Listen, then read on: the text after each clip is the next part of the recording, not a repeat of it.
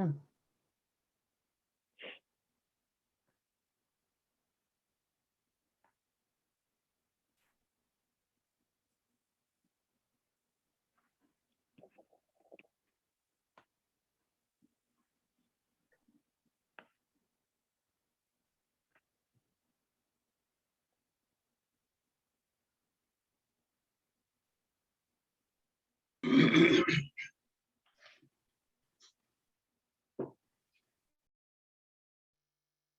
Hmm.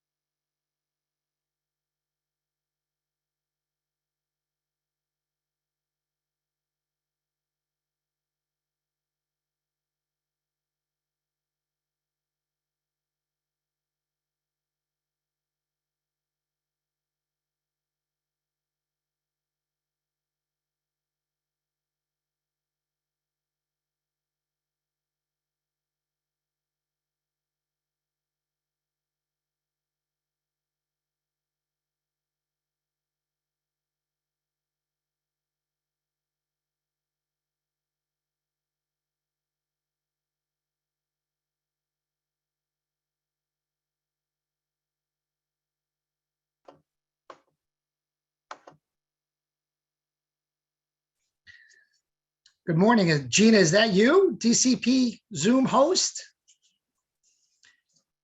You can unmute it.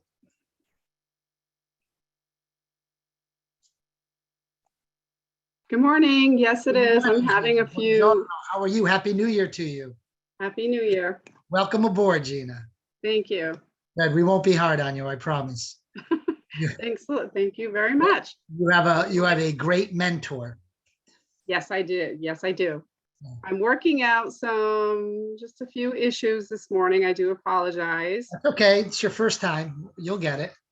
So just to give you a little heads up on how we do it, I'm sure Heather already told you. I'll start the meeting at 10. Sometimes I delay it a little bit in case there's technical difficulties on the Zoom. And then the board identifies themselves. And I always start, if we were live, I always start from my left and work my way to the right. And after the last commissioner to my right identifies themselves, then you identify yourself as the board administrator. Okay. Okay. And I'll welcome you aboard. And just so you know, I'm going to change the agenda a little bit because I like the first time managers to see most of the meeting, to see what goes on. because that's a real good lesson learned. In the past, we did them right away, but then the room would empty and there was a lot of lessons that first-time managers could have learned from watching the cases, watching the applications for pharmacies, listening to some of the things that come before us, and they can learn from that. So we typically do the first-time managers just before miscellaneous, all right? So I'll just make a change. Angelo, did you? Is that Heather? Hi, H squared. Do you have the updated agenda? Because that is where they are. Oh, they are? Oh, okay, good. I may not printed that one out. Okay, so there's a legal case first, and then the relocation, and then the managers. We want to do the legal case first, right?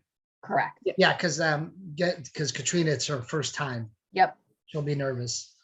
Was there two submissions of the agenda? Hi, Mary. Good morning, Mary. How are you?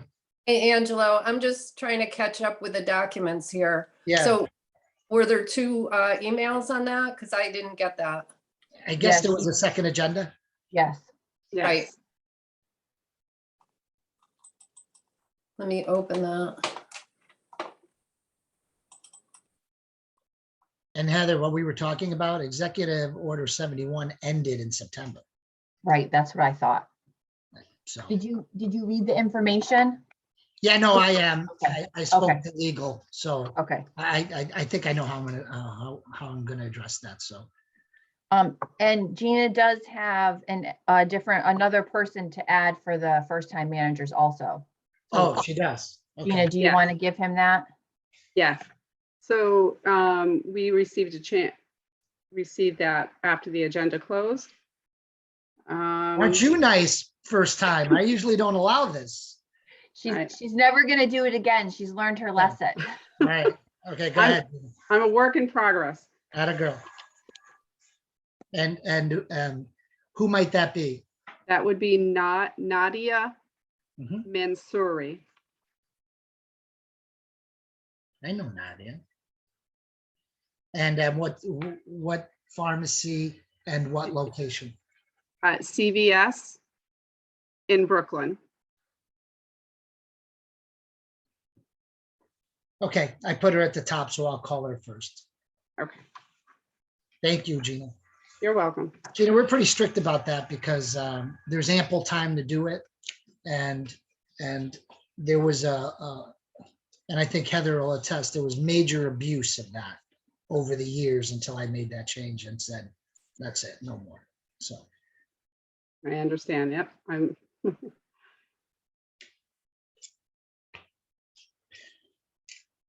so Gina, when you get a chance, I know you have the same number that Heather had, right? Same number, same desk, same cubicle. Is that right, No. Heather? No, it's a No. different. So in your email, that number is a different number? So she's gonna have the commission number, but right Yeah. now she doesn't have a phone. So I Oh, still okay. have the phone line, All right. and I'm keeping my cubicle. Okay, good. And at some point, Gina, if you want to share your cell phone with me, so I can text you back and forth, Okay. or if need be. I'm very sensitive to the hours of work because Heather's let me know that. I'm not working today. Sorry, Heather, call you back. Bye. So, because it's probably a little quicker communication sometimes, so when you get a chance. Okay. Okay, now I'm gonna go pour a cup of coffee. Be back in 4 minutes. Bye. Okay. Sounds good.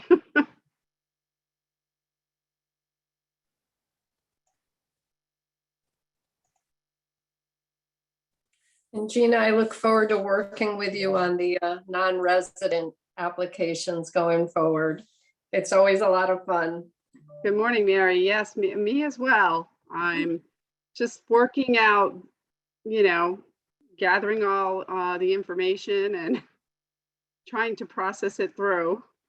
Just scanning those 78-page applications is always a good time, I'm sure, but Definitely. It's definitely.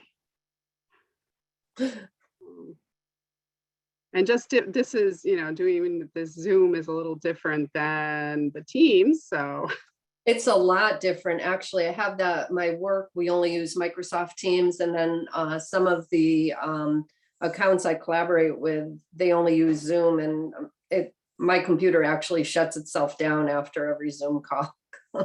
Has to reboot. So I know it takes a little getting used to. Definitely. And that's where I am this morning. When we were doing practice, we were good without a hitch, but you know. Absolutely.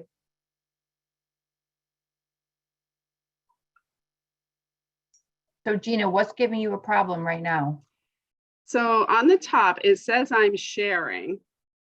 So I guess, but I see it's not.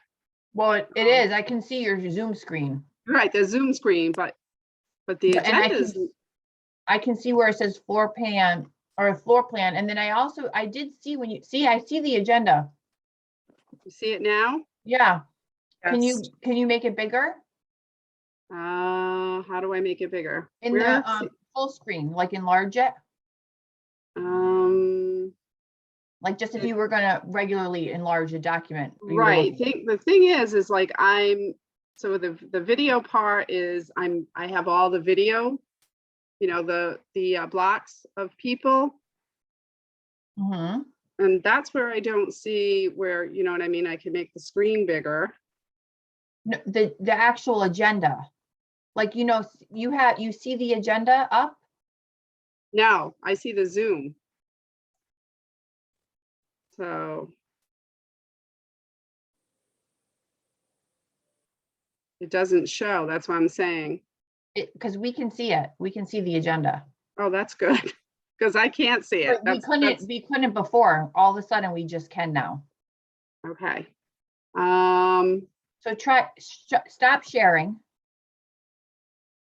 Do Okay. you know how to do that? Yep. Okay. Bear with me. Hello, this is Jill Strykowski. I could not get in until now. I'm sorry. That's okay. The meeting hasn't started yet. You're good. Okay, thanks. Okay, so I stopped sharing. Okay. Now, do you see your documents somewhere on your screen? Well, now I lost my I lost my where I can share.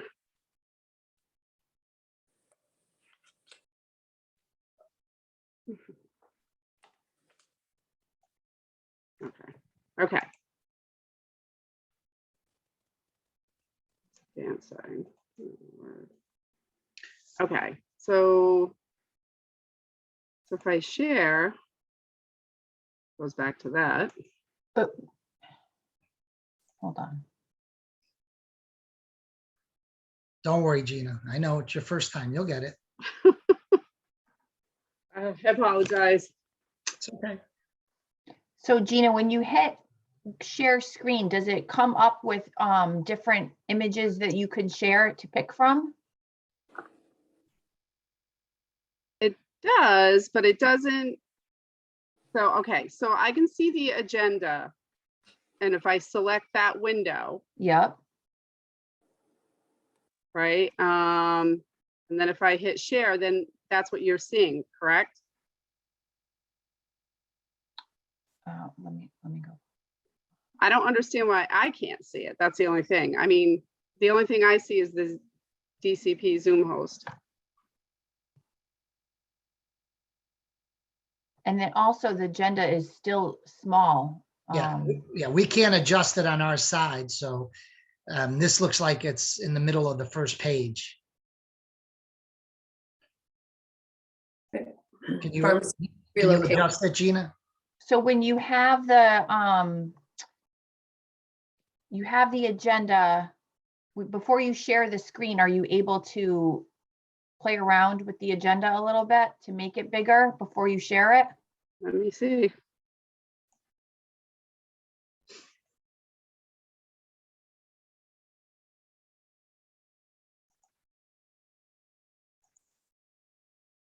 Yeah, see, it doesn't let me. I thought it would just be sitting on the top, but it doesn't.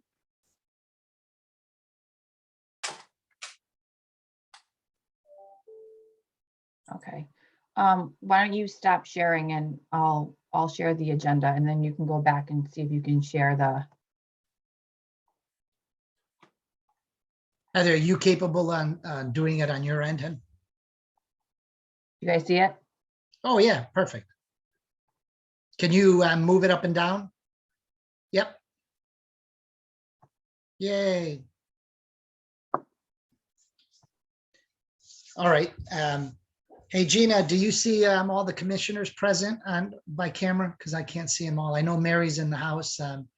And I know Debbie is not feeling well today, so Commissioner Chisholm won't be joining us this morning. But if Commissioner Caffarelli, Commissioner Carberry, Commissioner Linder are all here. I see Commissioner Caffarelli. Yeah. Commissioner Carberry. And Mary.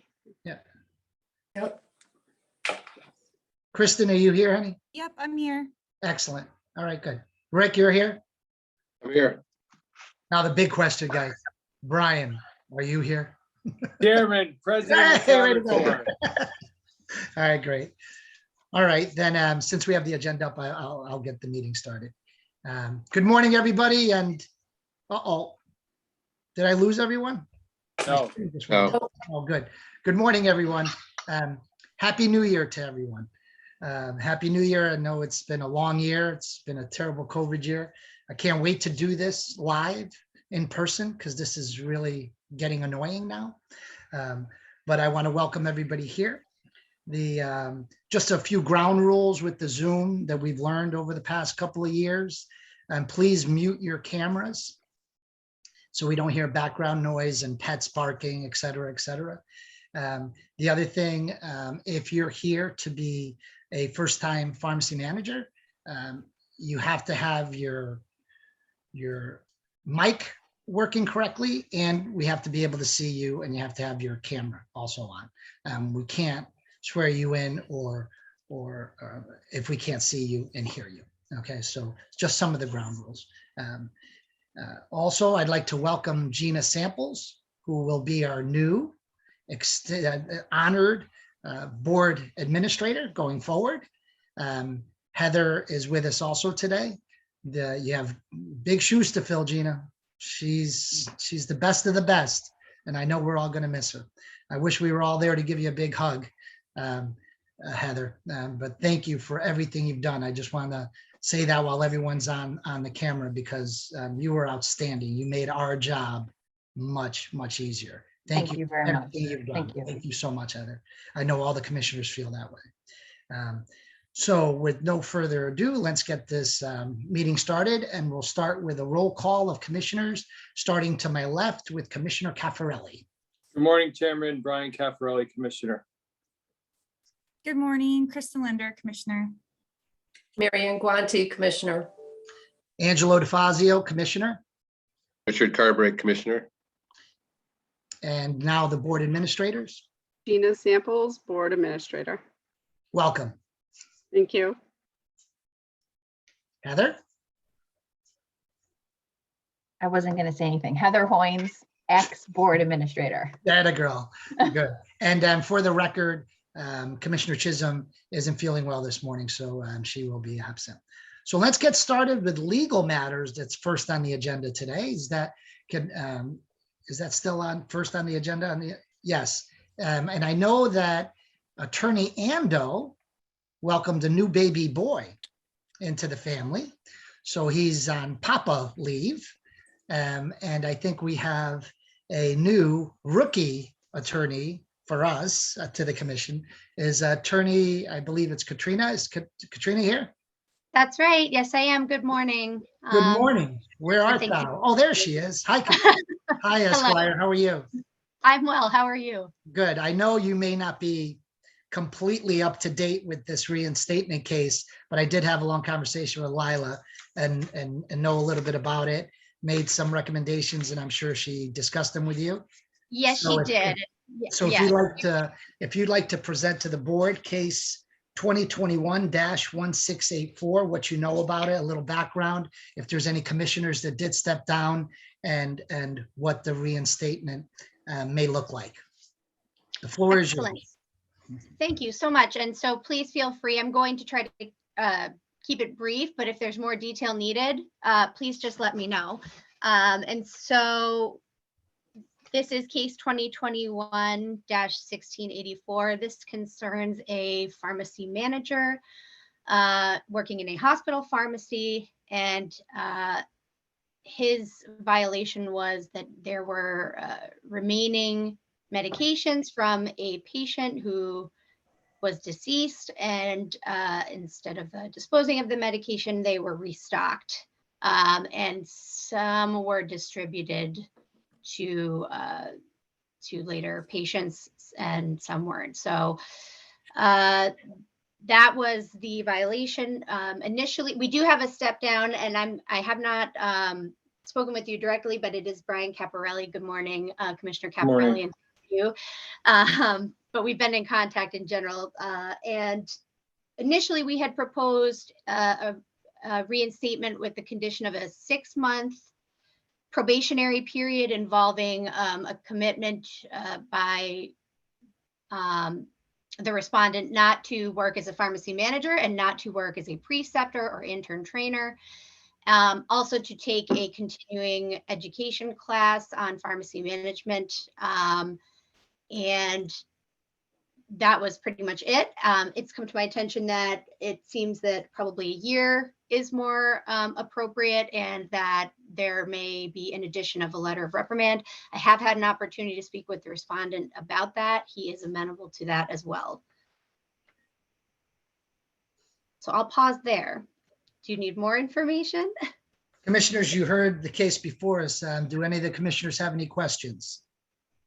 Just one question. He's in hospital pharmacy and now is applying to retail pharmacy? Is that correct? Because it says pharmacy manager, or is he still in the hospital situation?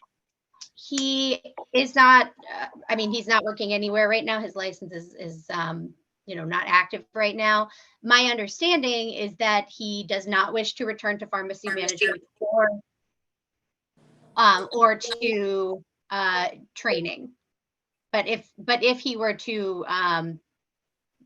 resume employment, we hadn't put a condition on he could only work retail or he couldn't return to a hospital setting. Commissioner Carboy, I asked the same question of the department, and this is a licensed retail pharmacy that would fall under our commission within a hospital setting. Oh, okay. So it is, that's Yeah, what I meant. Yeah, exactly. that's what I was concerned about. Yeah. I know, and I asked the same question. Yeah. All right, thanks.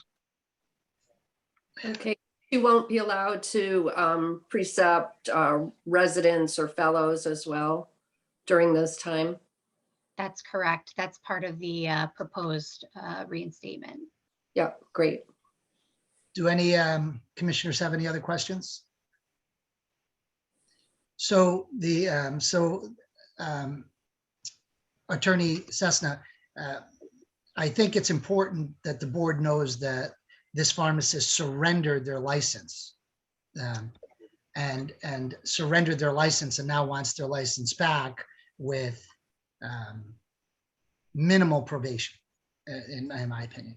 Putting pills back into stock may seem like not a big deal because you trust the pharmacist knows what bottle to put it into, but that's not the big case here. The issue here is, number one, we don't know if those pills were adulterated, but even more importantly, the lot number of those pills is now lost. If there was ever a recall on those tablets, the pharmacy would have no idea what lot number those tablets belong to because they were now adulterated with another lot number in a bottle. So when I felt, and I'm going to make a recommendation, and the commission may agree with me or not, that a 1-year probation is probably a better choice here, and a letter of reprimand to put that back in. This was a pharmacy manager. This was not a staff pharmacist who didn't know. This was a person in charge with responsibilities, and that I find that egregious. If it was a pharmacy owner that did it, I would have probably even asked for a stiffer probation because then greed also comes into play in that case. But this is not a pharmacy owner. This is a pharmacy manager of probably a hospital-owned retail operation. So my recommendation would be to extend it to a 1-year probation as you presented, plus a letter of reprimand going forward with the same carve-outs of interns and no manager for 1 year. And I don't know how the board feels about that, but I don't think that that's asking too much for someone that had originally surrendered their license. And we've had some experience on people that surrendered their license in the past, so. Any comments, Commissioner? Yeah, I would, if I may, Chairman. Sure. Yeah, so I as the counselor did indicate, I did step down on this. I'm comfortable with your suggestion or amendment, whatever the case may be, to the proposal that a year would be appropriate. But otherwise, I do think it's a good resolution. I agree with you, Commissioner Caffarelli, because I don't think he should have surrendered his license. Him or Right. he or she should have surrendered their license in the first place. I think that was an overkill and probably a reaction that they wish they took back. Correct. That wasn't asked by the department. I think that was volunteered by the pharmacist who was in deep remorse for what they did. Correct. So I'll accept, actually, I'll accept the motion for the changes. If a commissioner would like to make a motion. Move to accept. Okay, do I hear a second? Second. All in favor, say aye.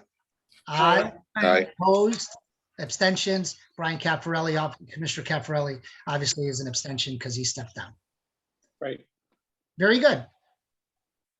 Well, my thanks to all of you for your patience with this first timer, and I appreciate Commissioner DeFazio, your addition of the voluntary surrender. Very important information that I somehow. No, that's quite all right. We're not sharks here. We were gonna go easy on you. Well, thank you very much, and I appreciate it. And Welcome. and if you see Attorney Ando, please tell him that the commission wishes him and his new baby boy the best. I will absolutely do that. Thank you. Thank you very much. Thank you. Okay, let's move on. Let's go to pharmacy relocations. Is Waterbury Pharmacy here? Samantha Brodnicki. Samantha? So Commissioner DeFazio, we did have a change request that came in the middle of it after the agenda closed, and they proposed an Elena Vinarski. Well, if it's, Sorry. It looks like Samantha's trying to raise her hand, Gina. Okay.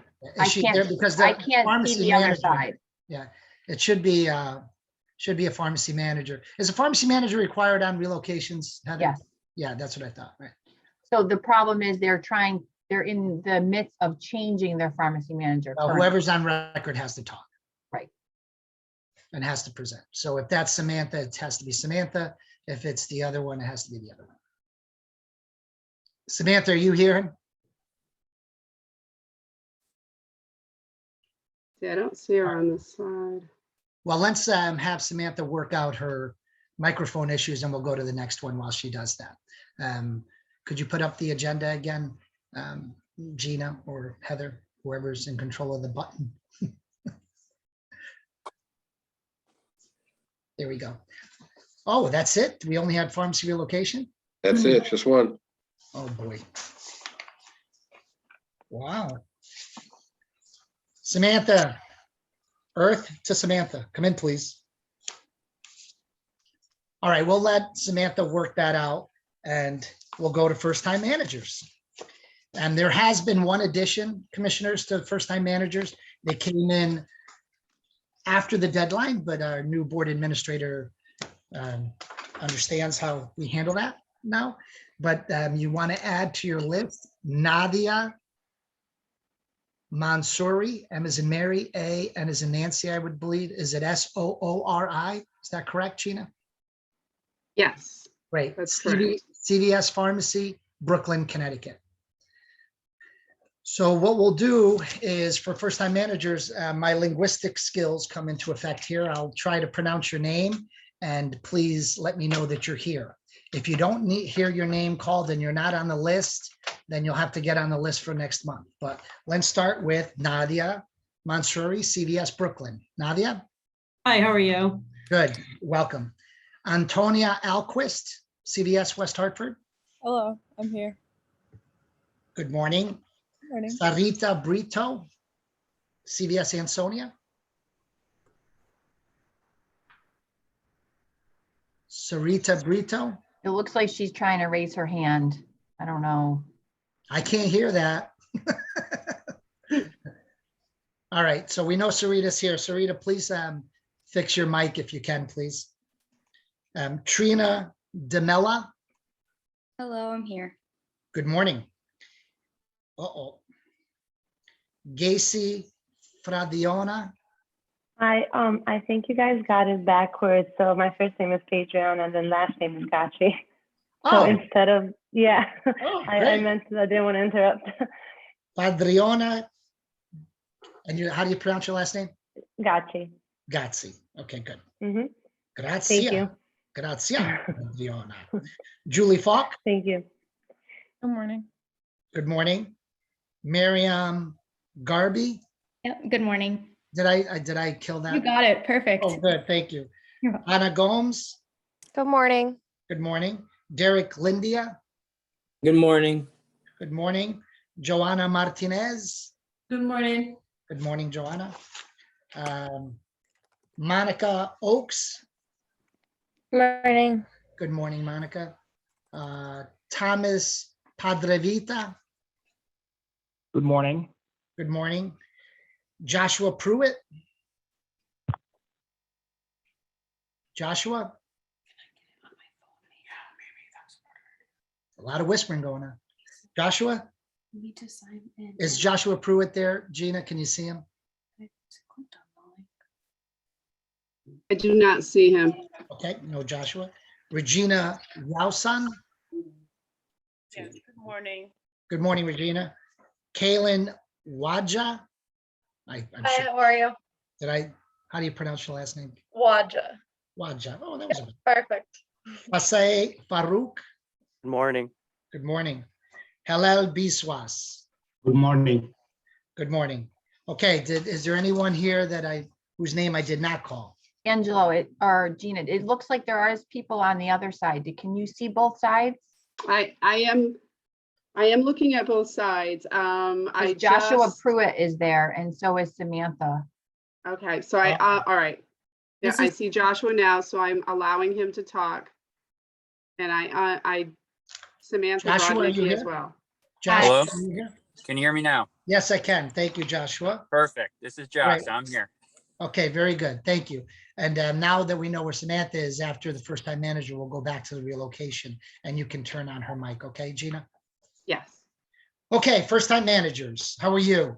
You probably wonder, why do we call you before the board? Typically, I have you all line up and put a lot of pressure on you, sometimes even ask questions, but with Zoom, you're off the hook.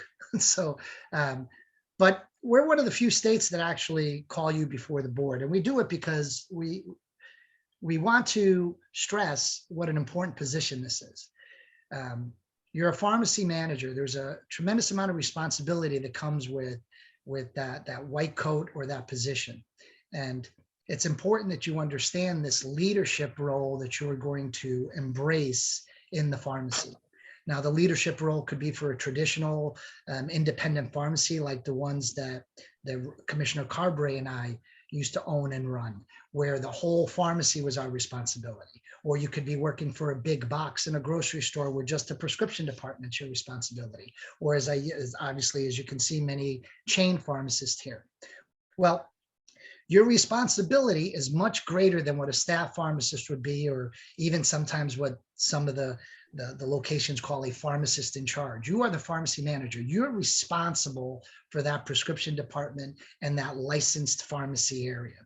So as you saw with a case where unfortunately sometimes things happen, I like to have the first-time pharmacy managers hear our cases, see what's before them, because they can learn from some of the mistakes and some of the consequences that others have to face because they didn't use professionalism or they used poor judgment. So let's go over just some of the few things. But before we do that, the University of Connecticut CE program online, I don't have the exact address before me, but if you go to the UConn University of Connecticut School of Pharmacy CE programs, there is a fantastic pharmacy manager CE program available there that goes over all the important requirements that you should know to be an effective pharmacy manager in the state of Connecticut. But I just want to touch on some of the things that we've seen over the years that seem to be common. Number one is pharmacy tech ratios. We all know that with COVID and Executive Order 71, which is officially over, I might add, that we have approved a 4-to-1 ratio at this time. Going forward on a date that has yet to be announced, more than likely if the governor's emergency powers are not renewed after February 15th, I think as a commission, we're going to have to make a decision going forward. Do we go back to the 2-to-1 ratio or 3-to-1 with a nationally certified technician? Or do we say on an individual basis, depending on demand, because of the new demands on pharmacists with COVID vaccinations, do we do 4-to-1 on a one-on-one ask type of basis? But as of right now, the 4-to-1 is still in effect. But going forward, as pharmacist managers, you should know that the board may make a decision on that in the coming meetings, and it will give the pharmacies ample time to address whatever changes we may make. But make sure you keep those ratios. I know it's really easy to get a cashier to come in the back and help you count. Well, I can assure you that's the day an agent walks in and says, hey, what's going on here? So know your ratios. The other thing that seems to be happening quite a bit is expired licenses, either from technicians or even sometimes pharmacists. I tell the story once where a pharmacist didn't renew their license and there was a misfill in that pharmacy. And when the misfill took place, the pharmacist had never renewed their license. Well, guess what all the insurance companies did? They took back every single penny that they paid for every prescription that pharmacist filled beyond their expiration date. So as a pharmacist manager, just make sure that all your staff pharmacists are licensed, make sure your technicians are licensed properly, if they're nationally certified or not, just keep an eye on that. The other dirty word that no one wants to face is diversion. There is diversion out there. And as a pharmacist manager, you really should have a close eye on diversion. You should know what products are being diverted. You should be able to keep an eye on all your technicians and your staff pharmacists. You should have tremendous responsibility of who enters the pharmacy department, whatever credentials they have. It can't be an open door. And we've had issues with pharmacies when the cameras were looked at, it was an open door back there. People were walking in and out of the prescription department without any gatekeeping activity whatsoever. So make sure you know who's going into the prescription department, understand what the diverted products. Listen, opioids are easy, but did you know that Phenergan with codeine is a highly diverted drug? Did you know that somas are highly diverted drugs? Know what's out there and what's being diverted, and keep an eye on it. Have a system that gives you faith in terms of checking your order in. I know that 222 forms aren't a thing anymore and everything's ordered online, but maybe the same person that orders Schedule II drugs or opiate drugs or highly diverted drugs isn't the same person that checks them in. Have a little system in place that gives you a little confidence in where these medications are. The other big issue, and the commissioners, we've all talked about this in the past. Many of us have talked about this off meeting is workplace environment. Workplace environment is a major issue. We've seen it all over the news, on television. It's been written about in the Wall Street Journal.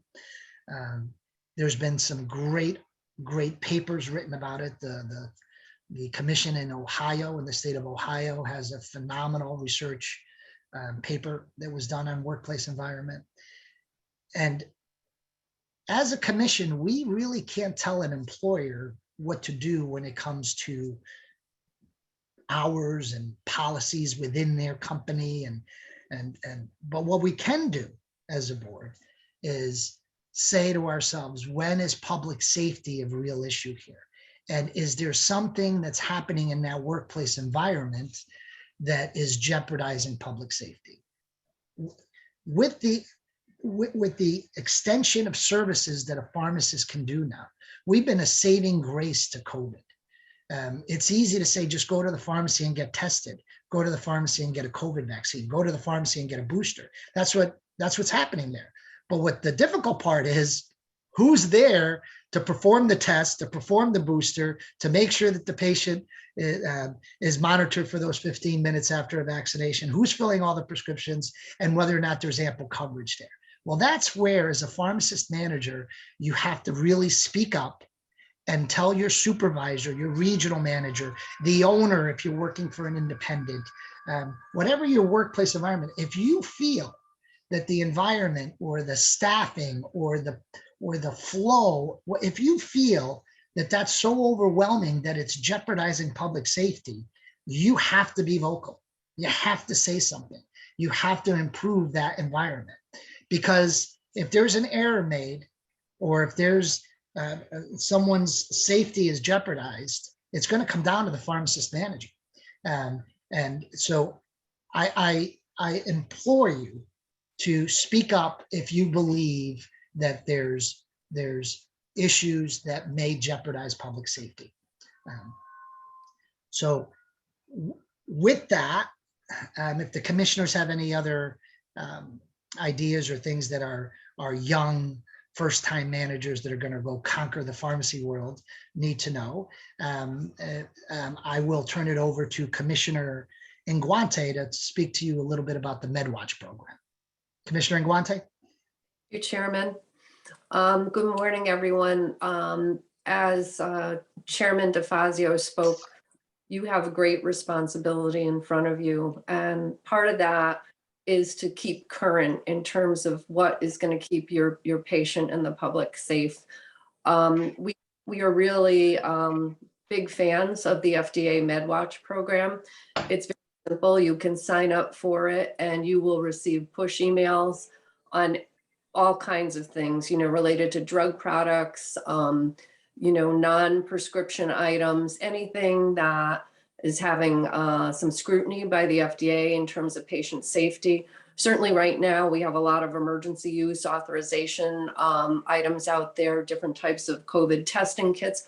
All of that information will come to you when there's something that the FDA is monitoring. So it makes it quite easy for you. I'm just looking at all of the your employers. It looks like most of you are working for pretty big places, and I'm sure they have ways of communicating to you safety concerns and different types of high alert things, items. But again, in the spirit of your lifelong learning, it's a good thing for you to sign up, go to the FDA Medwatch and just sign up to receive the push emails. And again, it makes it very simple for you to stay current. And that's really all for me, unless you have any questions. Thank you. Thank you, Commissioner Inguante. Do any of the other commissioners have any questions for our young minds that are so willing to learn?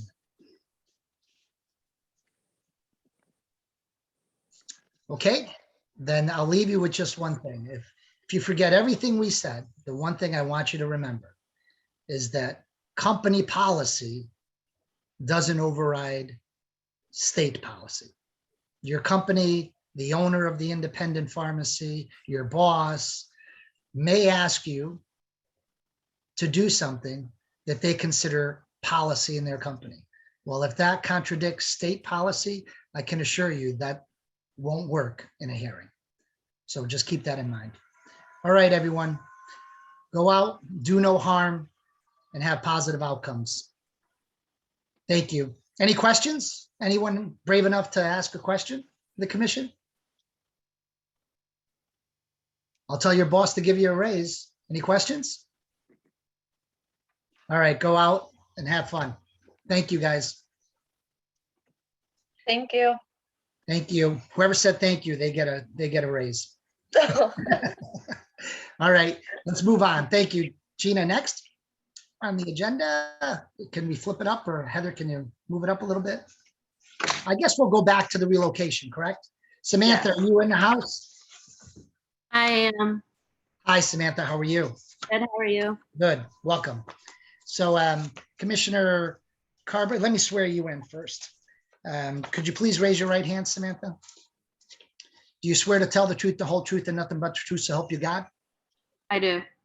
Could you please, for the record, state your name and spell your last name?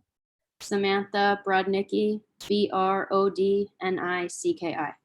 And since it's a relocation and the plan's going to change, I might as well also ask you, is there any physician ownership in this pharmacy?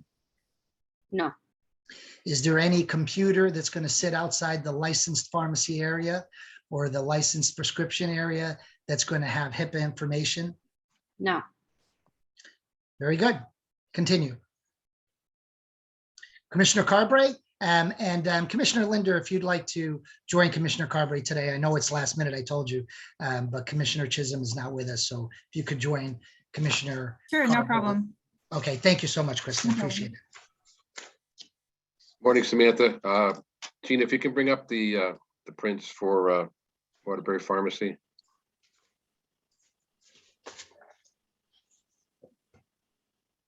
Oh, my.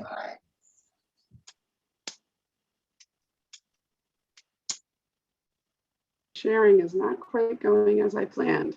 No. We should take that screen down.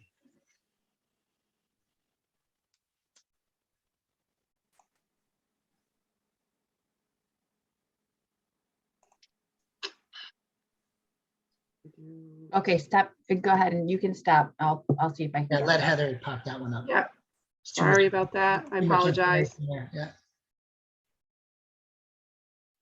I can't stop it. This doesn't happen in live meetings. Okay.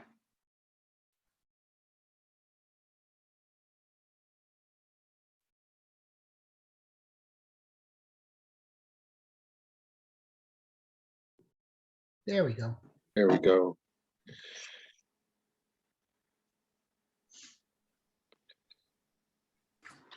So Samantha, if you can walk us through this drawing, kind of give us an insight onto the workings of this pharmacy. I know it's the relocation going from just next door, I guess, from 197 to 187. So it's really in the same building, correct? It right across the middle street, Brown Street. So it's across the street? No, it's on the same side of the street, just the next building over. Yeah, because I saw a picture of it on Google Earth, and it was on the left-hand corner of the building, and now it seems to be on the right, where there's a Chinese restaurant. Is that correct? No, no, right now it's next to the Chinese restaurant, and then Right, it so- will going Where's it going from there? to the left. Trying to think the directions in my head. So it's in a separate building then? Correct. Okay. All right, so why don't you walk us through the pharmacy from the entrance throughout the pharmacy department? Okay, so through the front door, there's 2 sets of double doors. There's a vestibule there. There'll be security alarms and cameras throughout the whole pharmacy. Once you go through the second set of double doors, this will be the product area. And then over in the bottom left corner is the vaccination room, where we will be administering vaccines. As you walk up, there will be a swinging door to make sure no outside access can get through the pharmacy. And here will be where the cashier is and where the patient medications will be if the cashier needs to get them. Through the walkway, if you continue to go back, This will be where the pharmacy technicians and pharmacists are. There will be a data entry technician at the front corner, along with the pharmacist next to them. The counter on the left of the picture will be the production area. At the end of that area will be the safe, as well as the fridges for the pharmacy medications. If you go more to the right, the medication shelves will be near the production area for the technicians or pharmacists to have access to, easy access to. To the right of the picture, there is another counter. There will be another technician there, a data entry technician, technician who can also see the patients and be able to help get to patients quick up front, and another counter. Along that counter, there will be the sink that is required by the pharmacy for emergency use. Continue going back is the bathroom. And if you go around back to where the safe and fridges are, around that corner, there will be the break room. There are stairs that go down to the basement, but the basement is unfinished and will not be used. It'll be locked just for utility purposes down there if we need to get down there for anything. There is a back door that will be secured. Always locked, will be an emergency exit. And there will be, like I said, cameras throughout the pharmacy. There is an alarm system set. Also, if someone tries to get in, the alarm will ring out loud also outside of the building and have a siren so that everybody knows what is going on. Anything else? Actually, these diagrams are much more significant than we saw. I guess this is coming back to us from November, if I recollect, and it's much more specific. So it's a much better representation of what's going on there. So I don't see any issues in the layout. I know there's other drawings that show ceilings and show other kinds of structural things. So those are great, but what you presented here is certainly more than adequate. Just again to go over the relocation, what's your plans of closing and reopening?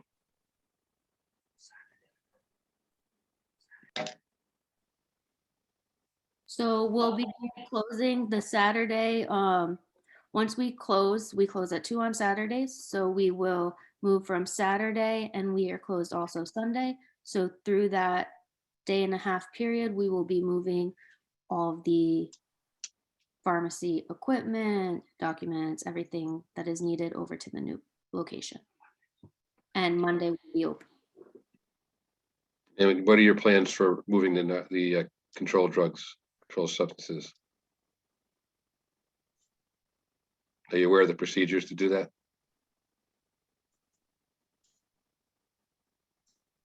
I personally am not aware of the procedures to do that, but we plan to have the pharmacy manager do that, oversee no technicians touching the controlled drugs. So you are the pharmacy manager that's going to make this relocation, or is there someone else going to be doing that? It will be me. That'll be you? Yes. Okay. So it's important to realize that medication needs to be counted, inventoried. Yes. And documented and signed off. And then when it goes to the new location, even though it's right next door, I have to again inventory it again before it gets put into stock and signed off again, correct? Correct. Okay. Kristen, anything that you see? No, very thorough. No further questions. I have Commissioner Carberry, Commissioner Linder, I have to make a comment that Samantha, I wish I taped your explanation and the plans, because it could be a tutorial going forward of what a wonderful job you did presenting the plan and explaining it. And I think Commissioner Carberry also mentioned how straightforward it was. So kudos to you on coming back and presenting it so well. Thank you. The only question I have is I see multiple fridges, I believe there. A fridge for employee food, not to mix food with the med refrigerator. Just want to make sure you're aware of that. I am aware of that, but the fridge, there will be a separate fridge just for vaccinations. No fridge outside of the break room will be for employee food or beverages. Great. And one of the agents that are out there, when it comes to vaccination rooms or immunization areas, because this is the whole area is licensed as a pharmacy, you can keep syringes and certain vaccination material in your vaccination center. But because of where it is, I would recommend that door stays locked all the time until a patient needs it, not to be open for public. So because it is the whole area is licensed, so you're able to do that. But because you'll probably keep syringes in there, make sure that area is locked. If you're not going to keep any syringes or a computer in there that has access to HIPAA information, then you can keep the door open. But otherwise, you should keep that door locked at all times. I noted. Thank you. Okay. Any other questions for Samantha? Hearing none, I will accept a motion to approve pharmacy relocation. Do I hear a motion? Motion to approve as presented. Do I hear a second? Second. All in favor, say aye. Aye. Opposed, abstentions, passes. Thank you, Samantha. Thank you. Have a good day. You too. Okay, so what's on the agenda next? Heather and Gina, what do we got? Miscellaneous. All right, let's start with let's start with the request for a reduction of hours. Is Jeff Legacy here? I'm here, Commissioner. Did I pronounce that correctly, Jeff? Is it You Legacy did. or Legacy? It's Legacy. I feel like we're getting to know each other. pretty Great, well and you are the pharmacist manager, is that correct? I am. Yep. Good, because I see COO. I just want to make sure that you're also the pharmacy manager. Yes, I am. Yep. Okay, great. And I need to swear you in. Would you raise your right hand? Do you swear to tell the truth, the whole truth, and nothing but the truth, so help you God? I do. For the record, please state your name and spell your last name. Jeff Legacy, L-A-G-A-S-S-E. Okay. Just to refresh the commissioner's memory, because I needed refreshing this morning and had to look up and that we approved under the Executive Order 71 lower hours under 35 hours a week, which is the minimum by statute for My Life Inc. Technically, Executive Order 71 expired in September. So Jeff, technically you should have probably come to us before this. However, there could be an argument made that Executive Order 71 will expire with the governor's emergency orders, emergency power. And his emergency power expires on February the 15th. Because the Executive Order 71 technically has expired, it's up to the commission to decide on whether or not on a one-by-one basis, we want to extend the courtesies and the leniencies of Executive Order 71. Jeff was so kind to include them, so we didn't have to do very much homework on it. And as you can see, part of that was that you can apply and you would be granted less than 35 hours a week during the COVID pandemic and the governor's emergency orders. So why don't you explain to us here on the commission, Jeff, why you believe you should have this extended? Thank you, Commissioner. So basically it comes down to, we spoke in September. I was again on the meeting for the same situation here. And, it's an ever changing situation that we're in front of us. And obviously you mentioned at the beginning of the call, we wish it's changing, we wish it'd go away, but we're just kind of adapting to what's presented to us. And mainly my request for the ask for the extension is the fact that just going from based off the state and what they're doing in terms of their employees and how they're trying to mitigate risk for the current situation. Obviously, we're all on a Zoom call right now. It's related to COVID, of course, and unless it's absolutely necessary, the state's kind of guiding people to not in person if possible, right? So I'm just following that as a guidance, kind of like a North Star in this situation. So of course, asking for courtesy from the board to basically just follow along with what the state is doing, what the commission is doing. I noticed on the Board of Pharmacy, you guys have your office closed at Columbus Street for COVID, working from home. And, I was just thinking to make this easier, instead of coming on every few months, if we could just align with what you guys are doing, once you guys are back to full-time in person, of course, we would do the same. As I explained in the last call, we are here on an as-needed basis. It doesn't mean that we're just here during our hours of operation that we presented to you last time. We are here around the clock, available to our patients 24/7 via our 1-800 phone number. So they have access to a pharmacist 24/7. And that's to not hinder any type of patient quality of care, right? So basically to say, if we can get our work done in 10 hours or 15 hours this week, then we can, and we don't have to be in an in-person present situation unless needed by a patient. So Jeff, just to be clear, we're not having our board meetings live because the building's closed, not because I don't want to have them. I understand. I'm sure all the commissioners feel the same way.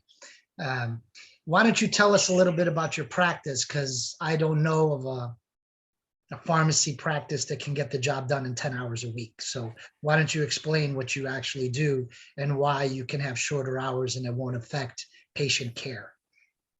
So typically, we're a specialty pharmacy, so we deal with very rare diseases and I guess you'd say extremely expensive medications that require, from start to finish, the total patient care is more than just a patient coming in, dropping off a medication and us dispensing it to them. Our patients reside, the closest patient to our pharmacy right now resides over a half hour away. So that's the type of, how rare the patients are that we service in these disease states. And we do it from a home infusion model. So we only service medications that are home infused. So our care is kind of full circle when it comes to, yes, we get the referral from the doctor, we get a prescription and we do fill it and we do deliver it to the patient's home, but we also deliver it with nursing that's needed, any other ancillary supplies, things like that. So it's not a volume-based walk in and out of the pharmacy. A patient would come and get their medication because of, the quality of life implications that would have for a patient with a lifelong disorder that requires an infusion. Could be every day, every 3 days, once a month, 8 hours a day for once a month type of thing. So it's all kind of the service that we provide is more of a hands-on service that doesn't require us to be in this building, but it could be in a patient's home, delivering the medications, counseling them there, or other aspects that don't require us to be in the pharmacy for the 35 hours. Unfortunately, though, specialty pharmacy still has to have a retail license in our state. We don't have different rules for different nomenclatures, maybe in the future. And, but as of right now, we don't. So do the commissioners have any other questions or any suggestions or how do they feel extending these lowered hours because of the old expired Executive Order 71? Commissioners? Yeah, I guess my question would be, what happens after the pandemic ends? Are these hours going to remain the same? Are they going to go back up? I mean, the kind of business it is, looks like it's always going to be that 10 to 15 hours. If it's that small a patient population. Well, yeah, if I could respond to that. So we are a growing business. We are an independent pharmacy. We are starting out, we just got our license. It hasn't even been a year yet. So we are growing. Obviously, we're trying to get bigger and we will continue to do that.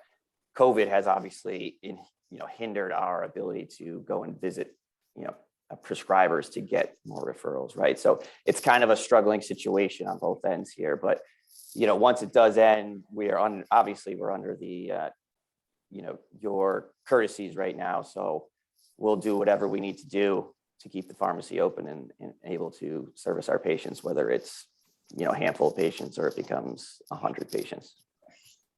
You can see the situation the board's in, right? Because if we let one do it, the floodgates may open up and have many others ask. So yours is a very interesting situation because of the specialty type of pharmacy you're in. Any other questions for Jeff or comments or suggestions from any of the other commissioners? No, I mean, right now, Chairman, we have to stay within the guidance that we have. I mean, certainly other states have different classes of licenses. But that has not been something that's even been on our radar from a legislative review process. So I think we have to work within the structure that we have right now. I agree with that, Mary. And one of the suggestions that something I think I can live with that would work well also is that to allow the shorter hours, but to allow them concurrently with governor emergency powers. The governor's emergency powers expire on February 15th. And there's talk about where the pandemic is, and depending on that, extending his emergency powers. So I'm willing to, and this is for open discussion with the commissioners, but maybe a solution here is to tie My Life Pharmacy, extend Executive Order 71, lower number of hours below 35 hours a week. Jeff would still have to let the department know what his hours are and what you plan on doing so that it's posted correctly and everyone knows. But maybe extend them to the governor's emergency powers. So from now until February 15th, and then depending on what happens on February 15th, perhaps we can come back in the March meeting. If the powers have been extended, I think the commission would be amicable to extending it with the time frame of the governor's emergency powers. If not, then we would have to make a decision if, as a board, if we wanted to continue your lower hours, or you'd have to come back up to 35 hours a week minimum.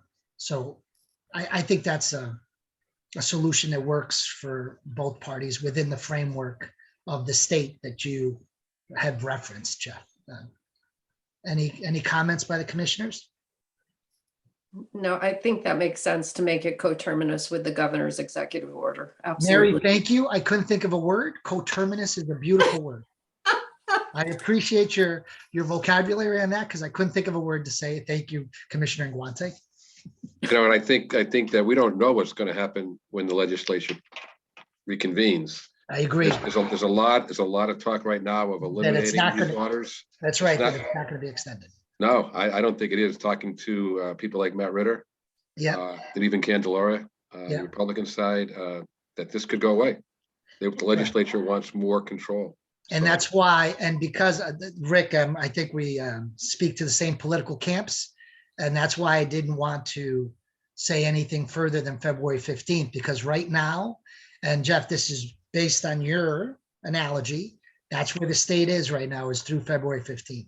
If that changes, then even your strong argument that that's what the state's doing goes away. So I think that what I'll do is, why don't we do this? I'll make a motion to extend the shorter hours coterminous with the governor's emergency plan through February 15th. And depending on the governor's emergency powers going forward, post February 15th, if they're extended, we'll ask you to come back to the commission and present again. If they are not extended, then your shorter hours will also terminate on February 15th, and you'll need to comply with the 35 hours a week minimum. And so that's my motion. Do I hear a second? Second. All in favor, say aye. Aye. Aye. Opposed? Any abstentions? Thank you for appearing, Jeff, and I think that that's a very fair solution for all of us. I agree. Thank you very much. Thank you. Thank you very much. Have a good day. Okay, You too. what's next on the agenda? Oh, it's that time of year. CE waivers. Is Nancy Babar in the house? I'm here. Hi, Nancy. Hi, how are you? How are you? I am good. Could you please raise your right hand? Do you Mm, swear? I'm- Do I have to swear them in, Heather? No, you do not. I do not. I'll save you that. I'll save you on that. I didn't think I had to. So I think you've read the email before you. Nancy is looking to, Nancy, am I correct? You're looking to have a whole year waived? Is that correct?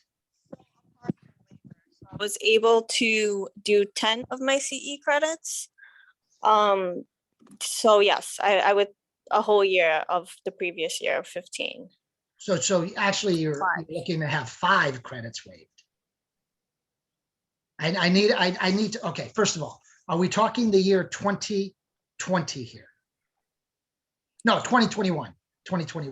Is this the year we're talking about? 2021, correct. And you've completed 10 of the required 15. Is that correct? Of this year, yes. Of 2022 or of 2021? Yes, of 2022. So for the year 2021, you have 0 credits. Correct. And you want the board to waive the whole year of 2021. Correct. That's And my Nancy, formal what do you have for 2020? I do not have anything for 2020. So you have nothing for 2020 and nothing for 2021? No, I do not. So 2 years. Correct. And I have, So we're not going to waive 2 years of CE. I can assure you that.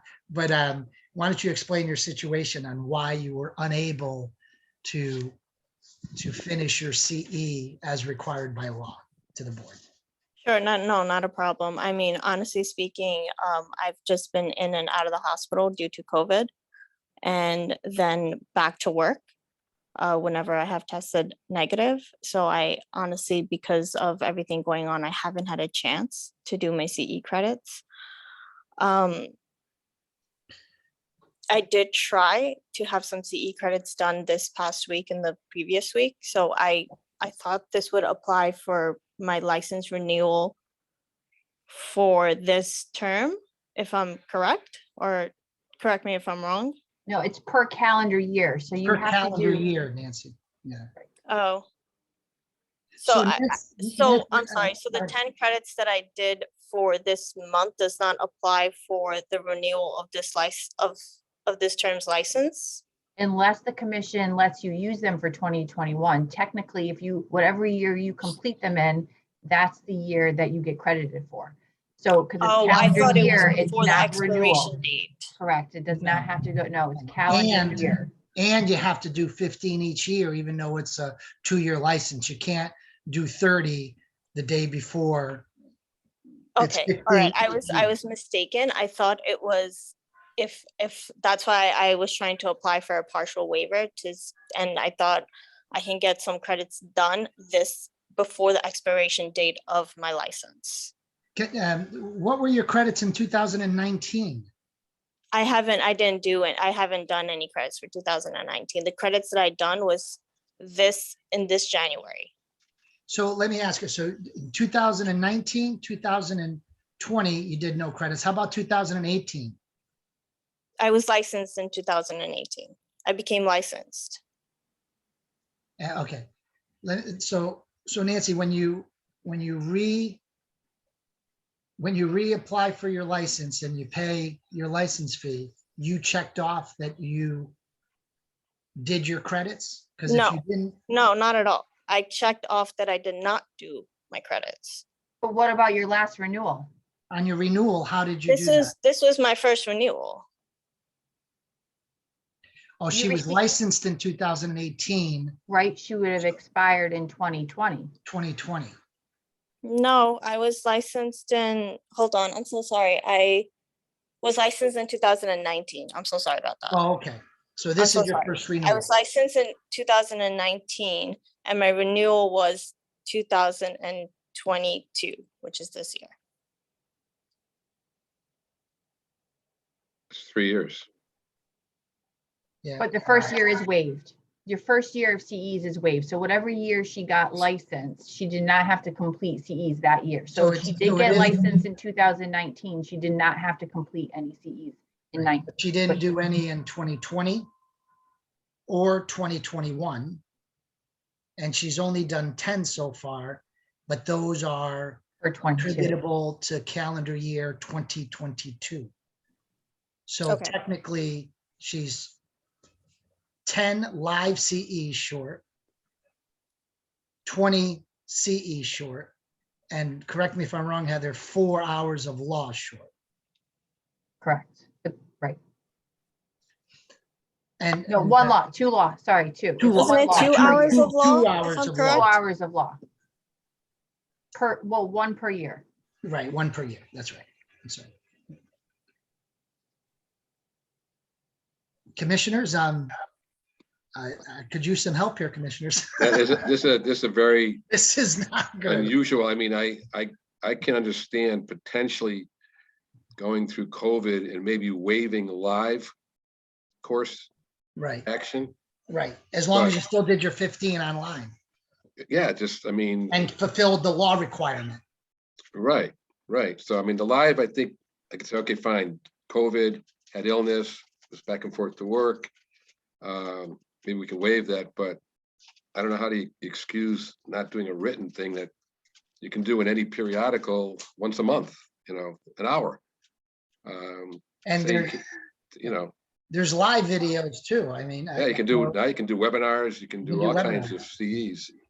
So, I mean, I would hold that the live could be a possible waivable excuse due to a COVID incident or illness, but how do you justify not doing any in 24 months? That's well, I mean, I honestly, I've been sick because I'm high risk and I've been in and out of the hospital, but my justification wasn't really not doing any. I tried to get CE credits done this month, but I was not, and I was under the impression that I can get it done before the expiration date.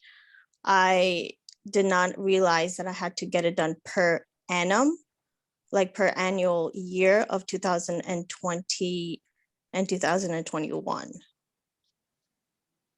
That was my misunderstanding, to be very, very honest. well, I appreciate your honesty, but the board, the rules are very, are you a pharmacist manager somewhere? Yes, I am a pharmacy manager. I mean, that should be pretty clear to a pharmacy manager, I would think, who's overseeing pharmacists. Because it was my first time renewing my license, because I was just licensed in 2019. I really wasn't aware. Again, I appreciate Angela's saying about honesty, but you need to, as a pharmacist, as a professional, you need to know what your requirements are from the day you are licensed and to fulfill those to the best of your ability. And you're saying I wasn't aware. I mean, that's difficult to reconcile, in my opinion. I'm sorry. And one of the, and you hear me talking about first-time managers on how the pharmacist manager has to make sure all the other pharmacists that they work with are following the rules and are licensed properly. So this is the first time this has happened to us in all the years I've been on the board. For 2 years, we've gotten requests that I'm too short, 5 short, but 2 years not doing one CE. This is the first time in my tenure as a commissioner this has happened. Any other commissioners want to weigh in on this? Yeah, I support what Commissioner Carberry is saying about, again, in the spirit of a waiving the live waiver, to waive the live. Although, again, during this pandemic, I think the availability of live via webcast and so forth has been extraordinary. Just my own opinion, but I can support waiving that and possibly giving a time extension to complete and make up the backup ones. But of 2 years worth of continuing education for a manager in a profession requiring lifelong learning is just so hard to, even, Commissioner fathom. Guante, that's where I was going to lean, and I was going to make a suggestion that that I because of the illness, I do feel comfortable waiving the live portion, but I don't feel comfortable waiving the 30 hours that are still needed, and which will mean she'll have to complete 45 hours this year. But the 30 hours for the previous 2 years, this person is going to have to check off a box in order to renew her license that says that she is compliant with the lifelong learning required CE program. Right. So the only suggestion that I could make that I could be comfortable with myself and the commissioners, is perhaps saying that we'll allow her to renew her license, but that she should complete the 30 hours before a time frame. And that time frame can't be the end of the year. It has to be very soon. And how does the commission feel about a June 1st deadline for that? I think that's, I think it's fair. I mean, I think it's fair. I mean, it's a lot of work, but I think we can't push this out too far because it's been lapsed for too long. It's just, right. So if it means But having, technically, she can't renew her license. She's in default. correct. And to require that those CEs be sent to the commission to prove, and then to appear yeah. in the, do we have a meeting in June, Heather? Yes. Yes, To no appear, July. that's right, July we don't have it. To appear at the June meeting with proof of the 30 credits so that her renewal is then considered in good standing by the commission. And then you'll still be required to do your 15 for 2022 to go towards your 30 that'll be required for your renewal in 2024. I think I said that correctly.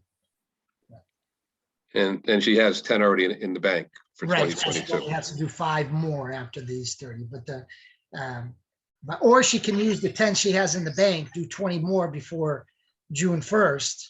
And use that because, and then make sure she gets 15 more done before the end of the year. Second half of the year. Right. So really it's Nancy would have to do 20 before June 1st, use the 10 that she already has done.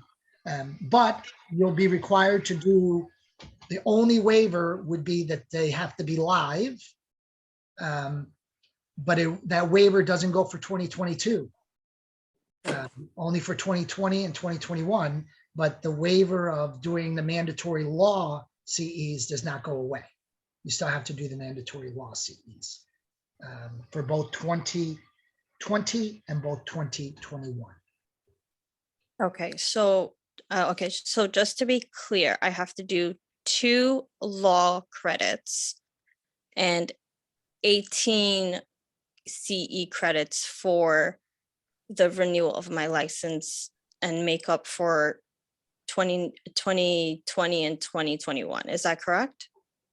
18 plus 2. You need 20 credits. Yes. You need 30 credits total for the 2 years, which should be 15 credits per year. Every year, 5 credits are mandatory to be live credits. And of the 15 every year, 1 credit, 1 hour has to be categorized as a law CE. Okay, so the way you said it is correct, but it's a little complicated the way you said it. It's so 30, am I doing the 5 live as well? Is that correct? no, Nancy, that you are for 2022, but Oh, for 2022, I am going to do the 5 live and the additional 10, which is the 15, but that's later on in the year, I would say after June. but before June, I have to make up for the previous 2 years Correct. and do a total of 30, Correct. which is 2 law and 10 live hours. No, the commission is waiving the live hours because. you Okay, so can't I be will do live the regular in a year CE that expired. credits and Right. 2 law before That's June correct. 1st. Is that correct? Say it one more time, Nancy. I don't want to have, I want to be very clear here. So So 20 regular CE credits and, well, I'm sorry. A total of 20 regular CE credits, which is 2, including 2 law. You have to have Correct. a total of 30. you need a total of 30. You said you have 10. Yes, Forget I the do have 10 that 10, you have. yes. You need 30 credits by June the 1st. Okay, Okay, you need 30 credits done between now and January 1st and June the 1st. You need 30 credits, 2 of which have to be law. We Okay, are got waiving the live requirement. If you want to do them live, they'll count. It's Okay. fine. All But right. we are waiving the live requirement because Okay. we have to, because you can't have a live CE in a year that doesn't exist anymore, because then it wouldn't be live. Yeah, I totally understand that. So that second question that I have is, can I still practice as a pharmacist? Well, that's why we're doing this, because technically the answer is no, and that's why we have to give you a small window. Oh, And- extension, and okay. you're, and you can be assured that we will not renew your license after June 1st if you don't have this requirement done. No, of So course, you I know. will get that done. That's not going to be a problem at all on my end. I do have one more question though.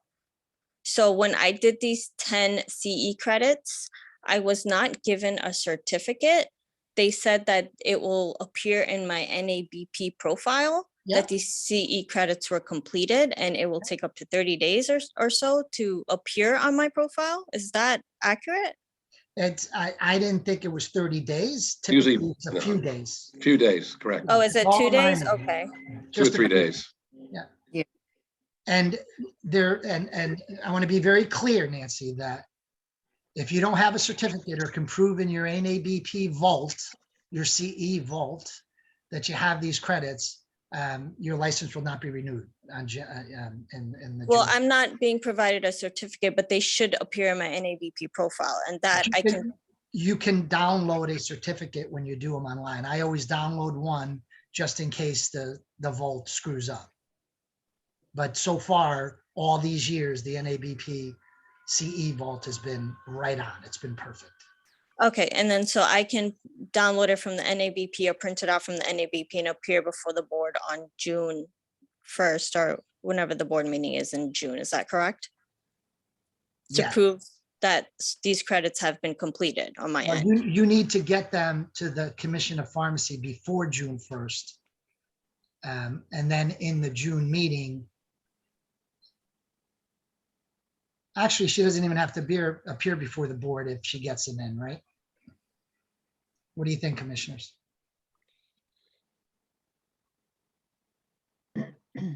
Actually, you know what? I got a better idea. It's the last Wednesday in May, correct? Do we have a board meeting in May? Yes. All right, why don't we make it that they have to be done before the last board meeting in May, which will be May 20 something. It's only a few days difference. And those will have to, and then that's when we'll see the documents and we'll be able to say, okay, now your renewal is good going forward. I think that's an easier fix, because if you don't do it, then there's that gap between the June meeting. So let's make it coterminous with our May meeting date. And Heather or Gina, can you supply that date to May Nancy? 25th. May 25th. So you need to get the 30 credits. We're waiving the live, still compliant with the 2 law CEs by May the 25th, Nancy. Yeah, Okay, yeah, that's very much doable.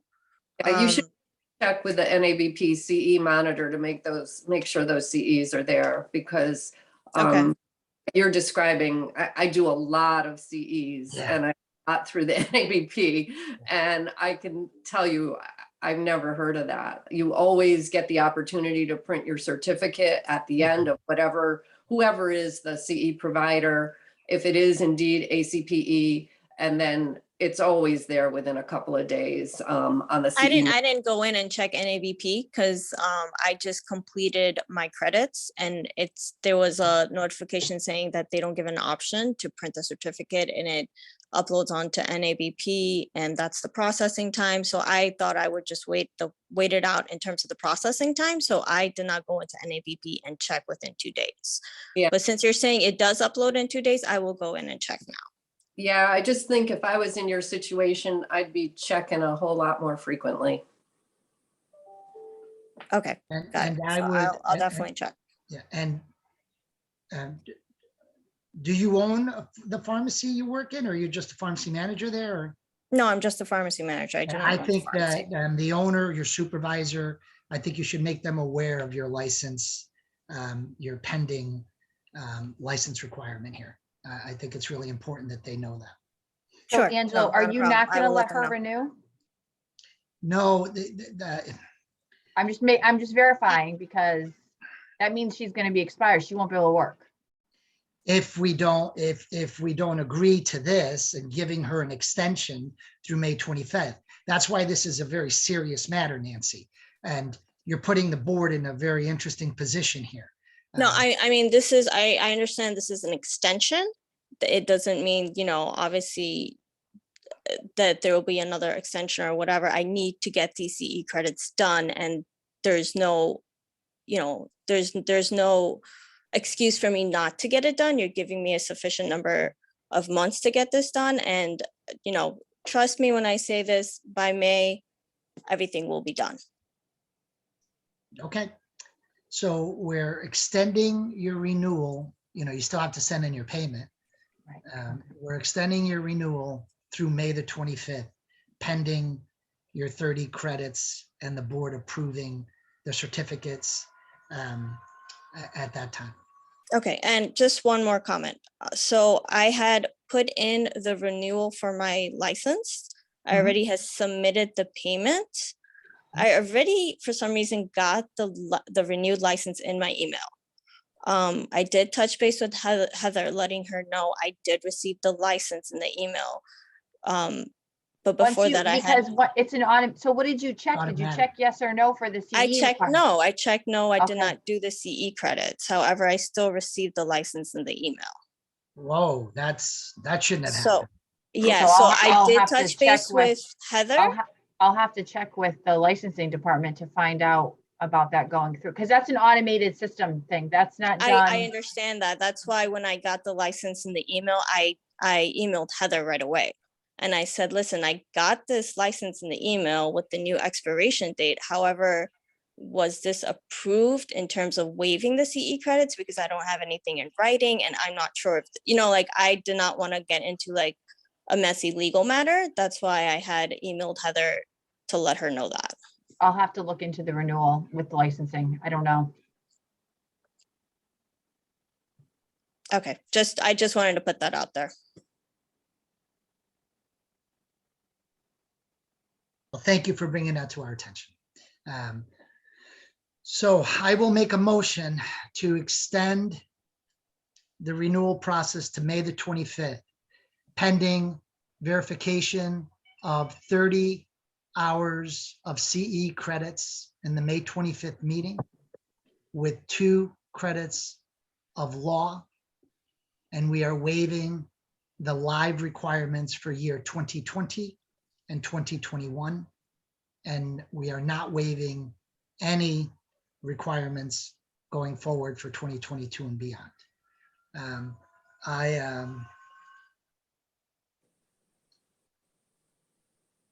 And that's my motion. I'm not going to add anything else. That's the motion. Do I hear a second? Second. All in favor, say aye. Aye. Aye. Opposed? Abstentions? So moved. Time to get busy, Nancy. Yep, you got it. Thank you, Commissioner. Thank you. Thank you. Jill, yours better not be so complicated. Is Jill Strykowski here? Jill? Might have scared her off. Oh, yeah. Oh, hi. No, Jill? I'd like. Did we scare you off? No, you're not cut off. I'd just like to explain my situation first. I'm Okay. not asking for a waiver. And actually, I'm retired and I've never practiced in the state of Connecticut. So my husband was a PhD student at Yale, and so I was in Connecticut for 1982 to 1986. I worked for Boehringer Ingelheim. Didn't really need my pharmacy license, but that was my initial state of licensure. And so I've maintained that all these years because in the event that I need to reciprocate. And, but I practice in Minnesota forever. Minnesota has different CE schedule than Connecticut. So every year at the first of the year, I click the box, I pay my money, and I move on. So I went to look at NABP, and I had 58 hours for Minnesota, but I had, since I've been retired, I had 0 hours for Connecticut. And I thought, whoa, I need to notify Connecticut about this. And so that was my situation. So I'm not requesting a waiver. I would like to, in good faith, maintain my Connecticut licensure. I'm retired. I retired on June 26th of 20 officially, but then according to my company, 12/31, they gave me 6 months of unemployment. I was a pharmacy director and they wanted to transition. And in 20, and then, you know, of course, COVID hit, but I had completed my Minnesota CE, so I wasn't even worried about Connecticut. Went back to Connecticut, looked at NABP, and realized that I had missed the Connecticut 15-hour requirement. So I'm not requesting a waiver. I like CE. I want to do CE, but I am requesting an extension. So how many CEs did you do in 2021 for Connecticut? 0 for Connecticut. And what did you do in 2020? 2020 and 2021, I did 0 for Connecticut. Not another one. In Minnesota, the requirement is 18-19, and I did 58 hours. So, and then now this October 1st, I will need to do an additional 30. So I don't want a waiver. I want to do the CE. But you want your Minnesota CEs to count for Connecticut. That's what you want? No, not even that. I'll go back and do them for 21 and 20. No, I don't think that's fair. I'll go back and do them. And truly, I'm retired.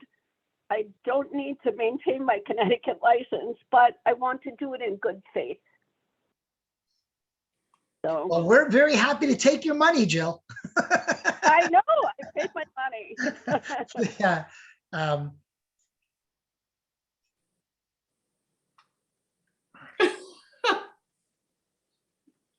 I don't see myself practicing again, but just in case, I have to go back to my original state, right? Oh, Jill, can I ask you a question about your license in Connecticut? Yeah, I was going here. Go ahead. So is your Connecticut license your home state license, correct? That's what I understand? Correct. Okay. And is Connecticut your only home state license, or have you ever done a score transfer to another state so you have 2 home bases? You only have Connecticut as a home base. Okay. So she's correct. If she ever does want to do reciprocity, she would have to have this license active. Exactly. And that's the only reason I'm maintaining it. But to be honest with you, where the stock market's at, I want to make sure that if we ever move, I may be able to practice. I'm a pretty viable human being. Yeah. So Jill, I'm going to label you as a victim of when we went to 2 years because you live out of state and you practiced out of state. Exactly. If you were in Connecticut, I think this wouldn't have happened at all to you. Correct. And because it is your home state, I don't want to stymie your ability to earn a living in another state if you reciprocated to a warmer climate in retirement years, like Florida or Arizona, or something that you may have in mind. I'm sure that's where your mind's going. And I don't want to stymie at least the opportunity to reciprocate your license. How do you feel about a very similar, I think you must have been listening in on the last one. Would you be able to accomplish 30 CE hours by June the 1st? Yes. And we'll waive the live requirements, but not the law requirements? Yes. Okay. Yeah. I'm okay with that. Commissioners, anybody else want to comment or have any suggestions for Jill? No, it's a different situation. I'm okay with it. Yeah. Yeah, Commissioners, I just anyone told okay? the differences between the two states once I retired. Yeah, So- the 2 year. Is it one every year in Minnesota? No, it's really a different schedule. It's October 1st of the even number year through September 30th of the 2 years later. Oh, so it's So okay. So it's every 2 totally years opposite. also. Yeah. Yeah, it's Okay. 2 years. All right. But I saw my CE before I retired, and so it didn't even occur to me to think about Connecticut. Sure. That's your home state. That's the important one. Correct. Never let you go, Jill. Connecticut never lets you go. I know. All right. So I will make a motion in the CE ask of Jill Strykowski to allow a waiver for her to waive the live hours for 2020 and 2021, pending that she does 30 hours with the law requirements, 2 law requirements by June the 1st, 2022. Do I hear a second? Second. I'll second that. All in favor, say aye. Aye. Aye. Opposed? Abstentions? So moved. Thank you, Jill. Stay warm. Thank you so much, guys. Thanks. Yep, bye-bye. Okay. Now to hopefully an easier portion of our menu, yeah, of our beautiful agenda. Commissioner Nguante on request for non-resident pharmacy approvals. Thank you, Chairman. I think you all have received my full report from Gina with the packet. And this time, even though we were adjourned for a month, we only have 12, which is refreshing. Usually this is a pretty long list. I have a few I'm denying. I just want to call your attention to the first one is pretty interesting on the list. It's really a call center, and I think you all are aware, typically, we don't need, there is no pharmacy, there are no drugs, so there's no need for traditional non-resident license. But what we do need is the pharmacists that are manning those phones have to be licensed in Connecticut. So that is where we are with that first one. The second, the Brigham and Women's Hospital, I'm denying. They want to do non-sterile compounding for our residents, and they need to submit the 795 inspection, and then also they need to correct their questionnaire because they do have a toll-free number, and they said they do not.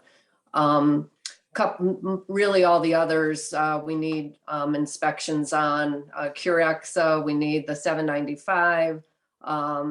The family specialty pharmacy, we just need them to give us an inspection to review.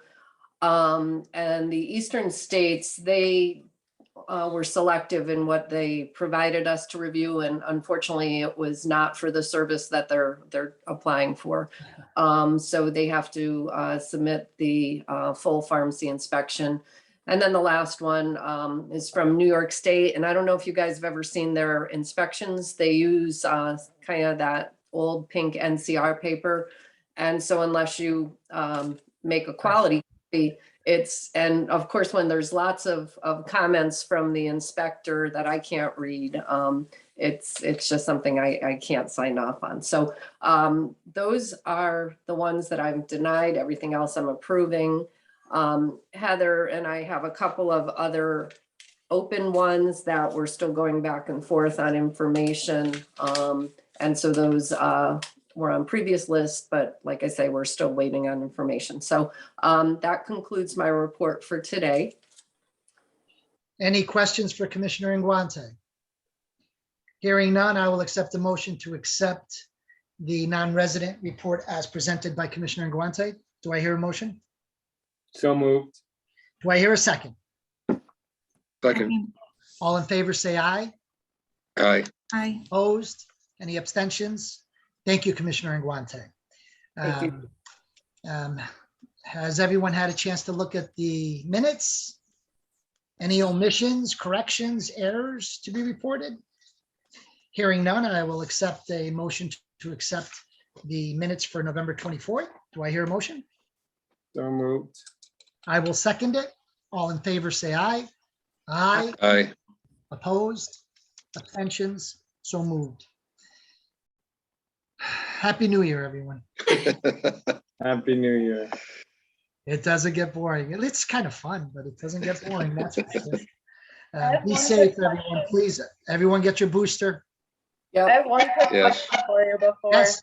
Who is it? Um, Who is it? Yep, Who's- this is Kaylin. So Oh, go I'm ahead, honey. Go one ahead. of the new pharmacy managers. So I Yes. just noticed Nutmeg Pharmacy, the location, it's not Putnam, it's Tathville. I don't know how crucial that is to have it correct. Oh, on the that's very agenda. crucial because there's so many major highways in both towns. Oh, I know, they're huge. That's very nice of you to point that out. But I think that the zip code that's going to be used will probably address that. But thank you. Thank you for No speaking problem. up on that. No problem. And Just thank you no- for staying on all this time and Oh. not leaving like the others did. Very Thank much you for appreciated. letting me stay. Thank you for bringing that to our attention. Anybody else have any comments or news they'd like to share?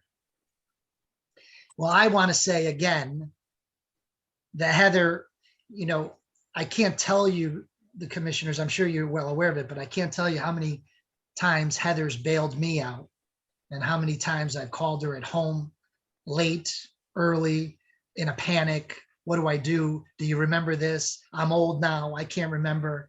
And she's been spot on. Heather, honestly, for me, I don't know how I'm going to do it without you. I'm sure that Gina's going to fill your shoes to the best of the ability, but being on the board for quite a while with Rick and Mary even longer, you're the best I've ever had. Thanks. I'm definitely going to miss you, and the department you're moving into is very, very lucky to have you. Thank you very much. Thank you. Absolutely. Yeah. I Thank you, echo Heather. that. Thank you, guys. Thank you. Gina's Love you, gonna do Heather. great. She's gonna do Thank great. you. Oh, yeah. And Gina, welcome aboard. Thank you very much. And the only thing I think you have to work on is getting this agenda working. Definitely Thank should you. be. And feel free to ask questions because I'm old, like I said, and I don't remember things sometimes. You're not old. So please, I know Heather will still be there just in case. But the baton has been handed to you and we're here to help you in any way we can. Appreciate it. Thank you. Thanks, Yeah, Gina. welcome, Gina. Thank you, Okay. Brian. I will I can accept say a motion to adjourn. motion to adjourn. Do I have a second? Second. All in favor, say aye. Aye. Aye. Opposed, abstentions, so moved. Everyone go on, be safe and be healthy. Wear a mask. Talk Take to you. care, everybody. Guys. Love you guys. Take Bye. care. See you later. Bye. Bye.